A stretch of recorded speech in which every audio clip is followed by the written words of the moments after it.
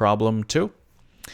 A heart of area 1 consists of a right isosceles triangle and two equally sized semicircles arranged as shown.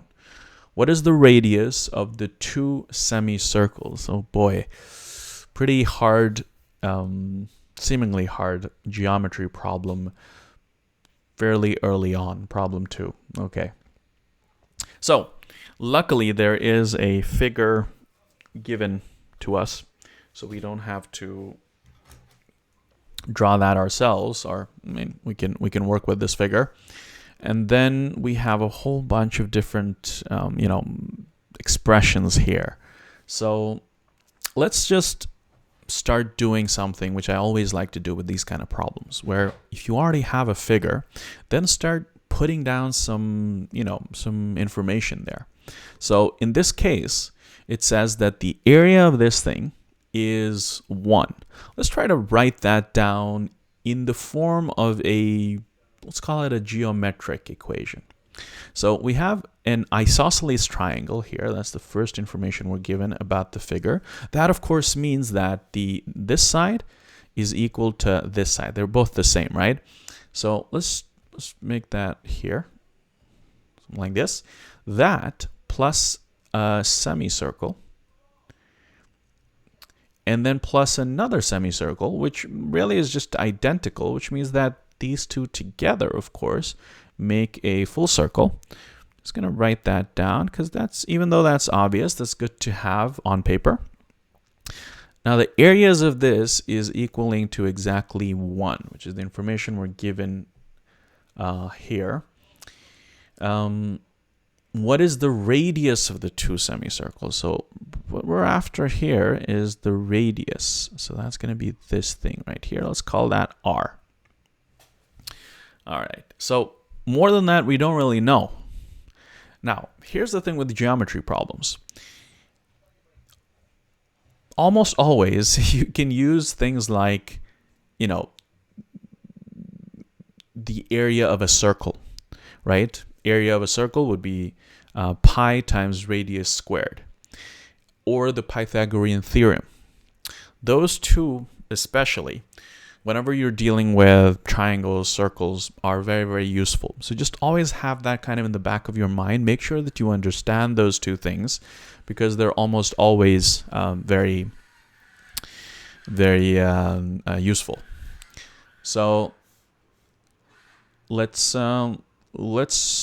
see where we can go from here, right? Because the first thing I'm seeing here now is that if this is the radius, what does that mean?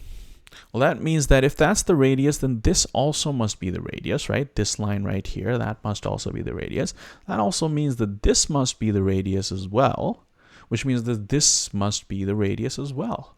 So what do we have here? Well, it turns out now that if we were to go a little bit further on this triangle, it means that this side could be written as 4r. Right? And R is what we're after.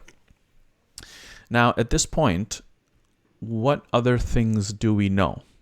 Well, we have, I suppose, the semicircle. If we were to start with that over here, let's say,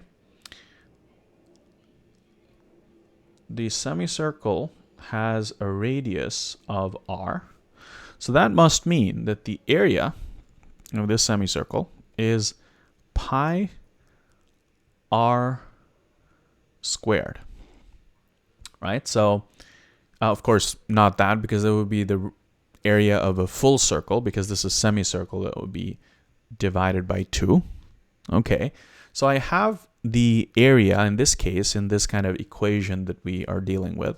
I have this and I have this in terms of pi and r, which is good. Do we have the radius, do we have the area of the triangle? Well, let's think a little bit more about what type of triangle this is.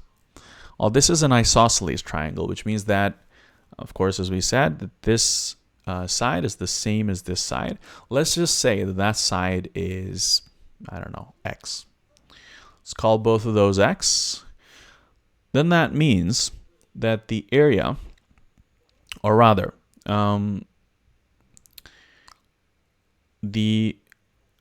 if we hold up on the area first and then we think, is there some relationship that we can use that we already know to actually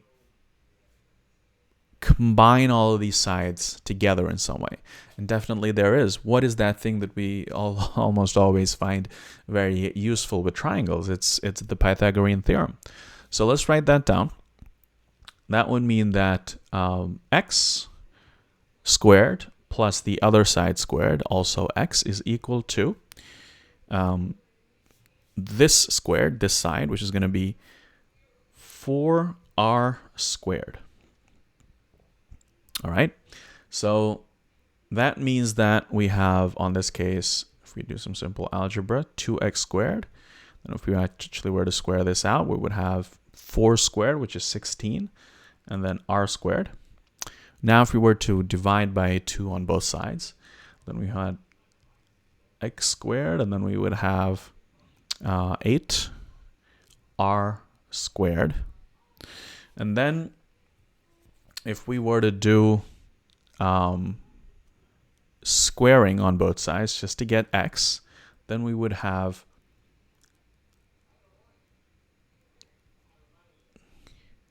square root of 8 and then r, which of course, if we were to simplify even more, we could think, well, what's 8? 8 is the same as 2 times 4, which if we go up here and we continue working on this, it would be x equals square root of 4, which is 2, and then I would have square root of 2 as well, and then we would have r. That's going to be x. Okay, well, from that, if we now know both of these sides in terms of r, that's good, because that's what we're after. We're looking for what is r. So now, if I were to go back to this equation that we made, where we know this and we know this, and now we can try to find out this. What is this going to be? So what's the area of a triangle? This is just, if you had a one side, if it's an isosceles triangle, it's especially easy because we know that it's a 90-degree angle. We can do the two sides, x times x divided by 2, right? So, because we have that. If you're not familiar with that, it's basically, in this case, if you multiply this side by this side, you get the area for the entire square. And really, the triangle is just half of that if you want to get the area. So, let's do that. In this case, that would be x squared, right? X times x. So in this case, we would go to this squared. Let's do that. And then we're going to get, of course, 4, 2 squared. And then we're going to get times 2. And then we're going to get r squared. So I'm kind of going back here. And then we would get 8r squared. And of course, the area would be not x squared, but it would be x squared divided by 2. So x squared divided by 2, well, it's going to be 4, right? 8 divided by 2, and then r squared. Okay, well, then we now have this, this, and this.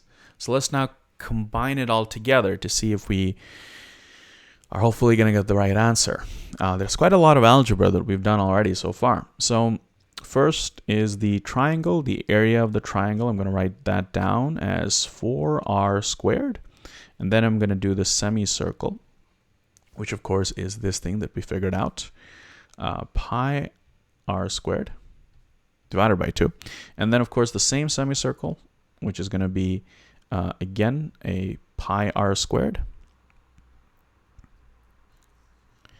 divided by 2. And then we have that equaling 1, which hopefully it's going to be enough space. There you go. It's exactly enough space. So from there, let's just do some simple algebra to isolate out the r squared and see what we get. So let's just multiply everything by 2. It's going to get us 8r squared plus pi r squared plus pi r squared. It's going to be 2 pi r squared, and then it's going to be 2 over here. And then we can actually divide by 2 again. So now we're going to get 4 r squared pi r squared equals 1. Now, if we were to factorize out this, we would then get r squared, and then 4 plus pi is equal to 1. Now, if we were to divide by this on both sides, we would get r squared equals 1 divided by 4 plus pi. And now you might be tempted to go for this answer, but remember, we wanted to find out was the radius of the two semicircles, not the radius squared. So we got to remember to finally do r, which is, of course, a square root, because the square root of 1 is just 1. And then we would get 1 over square root of 4 plus pi, which means that the answer would be B. There we go. So that took a little bit of time, but the main kind of insight that we had here that made this a lot easier, because this could be one of those, especially if you don't like geometry, this could be one of those where you're just staring at the problem and you're not getting anywhere, right? But what I always like to do with geometry problems, especially if you don't see something like clever to do right away, is that because you have a figure, you can start just writing stuff down on the figure. In this case, I just started writing down r, basically, and I found out, oh, if it's an r, that means the entire side is 4r, right? So there was this kind of place where we went from the geometry to the algebra, and we were going between them, and then we had to do quite a bit of algebra here, but just by using the Pythagorean theorem and areas for circles and isosceles triangle, we're able to get the right answer. So hopefully that was helpful in dealing with these kind of problems.